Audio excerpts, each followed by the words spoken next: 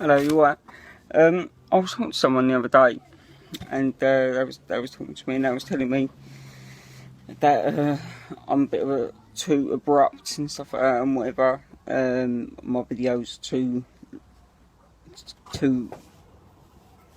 aggressive to other people about the old cancer and stuff like that, and whatever.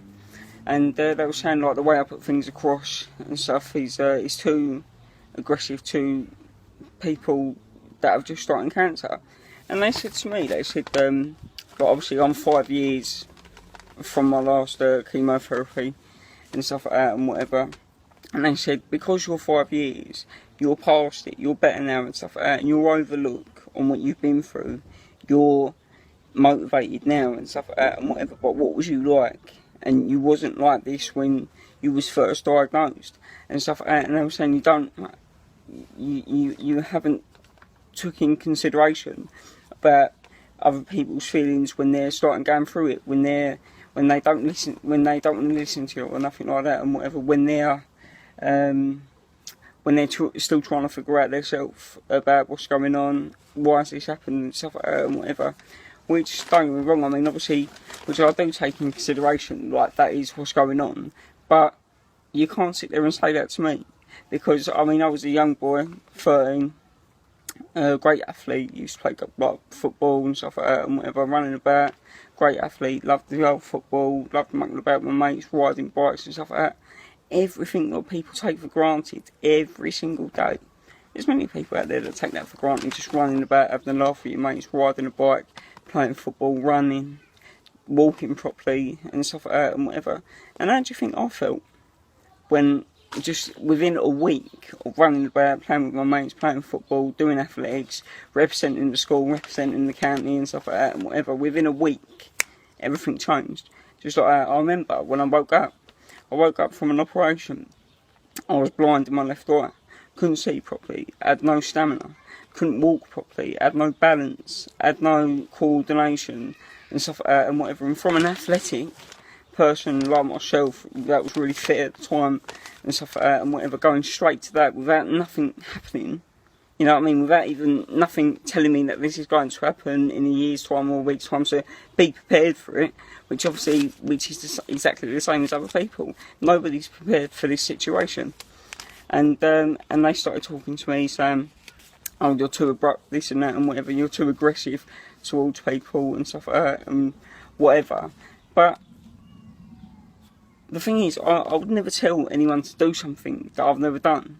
But the thing is, what I get across is, if you go up to someone when they're literally 2 weeks into chemo, 5 weeks into chemo, a month or a year into chemo or radio or any sort of operation or whatever, something like that and whatever, and you go up to them and you talk to them in a kind voice or a gentle voice or something like that and whatever, you're giving them the choice whether to do something or whether not to. But if someone comes up to you and says, right, come on, let's get out of bed, let's do this, let's do that and whatever, then that's going to get you more out there. And I mean, I remember it was 2 weeks after my operation when I started my radiotherapy and whatever. It was 2 weeks into it when I was sitting in that wheelchair and I said to myself, I don't want to be like this no more. My brother was pushing me in a wheelchair. I said to him, I don't want to be like this no more. I got up and I pushed that wheelchair. You know what I mean? I said to myself, right, I want to do stuff and whatever. And there was foods that I didn't want to eat, that I didn't eat, but I made myself eat them. I mean, this is mad. I mean, my mouth, I couldn't eat chocolate because it used to sting my mouth and whatever, but I needed some sort of energy or some sort of sugar to get me going to do a little bit of physio or a little bit of exercise or something like that or whatever, so I did it. So I ate it. There was protein shakes, milkshakes and whatever that I couldn't stand.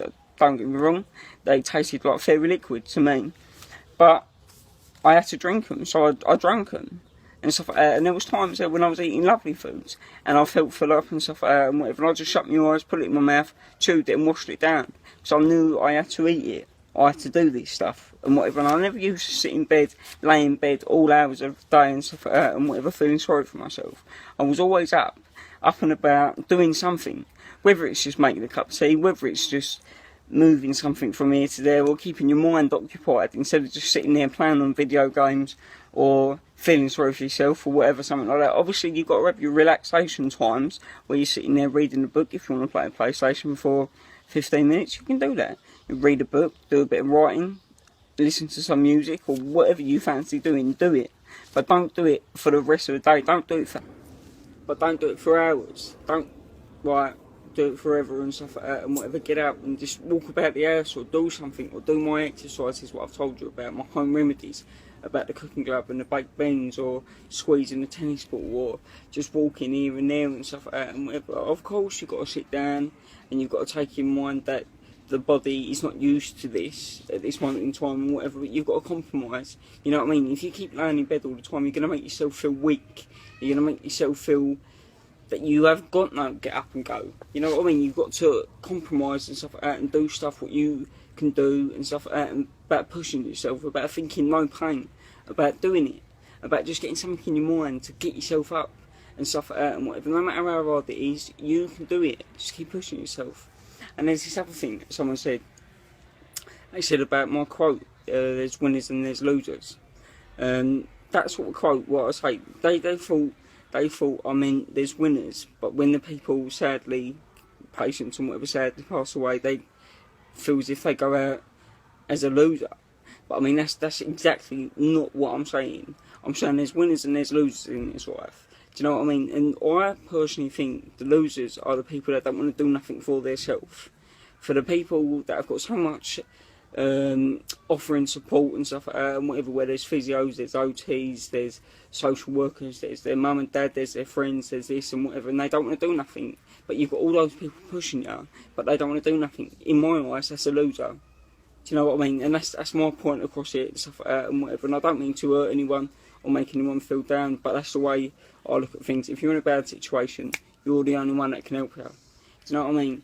Like, you just got to think in your mind on your own and stuff like that, be on your own and think determined and stuff like that and whatever. And some people will say to me, where'd you get your motivation from? I ain't got no motivation. What it is, it's me. I'm angry inside. I'm angry all the time from being a great athlete, from playing football, from doing this, from doing that and stuff like that, and from there not being able to do it properly. So I get up in the gym and whatever, I push myself. I go, oh, I'm sorry, I don't want to be like this no more. So I get up in the gym and I let all my anger out in the gym. Like, I'm not saying I'll push heavy weights or nothing like that and whatever, but I'll do it. And when I come to the pain barrier and stuff like that, that's when I love the feeling. And I go, come on, do one more, do one more, do one more, do one more for the book. Try to impress people, do one more to impress other people. Well, I'm doing a speech in a week's time, do one more for the speech. Or I'm meeting someone, or I'm helping someone, do one more for them, do one more for them, and stuff like that and whatever. And that's where you notice that you start building muscle, you start building stamina, you start building balance. And that's the secret to success. Pushing yourself, or no matter what you do, you're pushing yourself to do it. Whether other sort of job roles or anything you want to do in life, think outside the box and just think, what are those little things that I can do to make myself better at that, or can I impress other people in doing that? And I mean, obviously the word impress and whatever, I'm not doing none of this to impress anyone. I'm doing it for myself and myself only. I've got the choice to go up in that gym, not to impress Tom, Dick or Harry or anyone over there or nothing like that. I'm doing it for myself and myself only. But I mean, if I can inspire other people along the way, that's going to make me feel better. If I can put a smile on one person's face, that's all I want to do in this world. And that's all I want to do, is just help other people. See you later.